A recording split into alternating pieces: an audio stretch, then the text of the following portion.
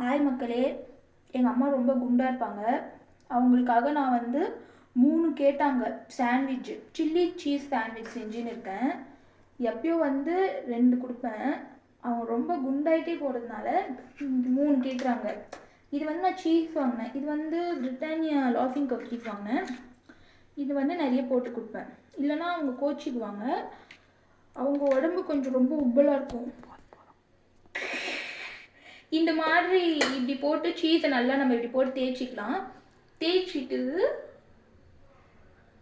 கொஞ்சம் மைனீஸு ஆல்ரெடி கொஞ்சம் போட்டிருக்கேன். இந்த மைனீஸு இன்னும் கொஞ்சம் இப்படி வச்சுக்கலாம்.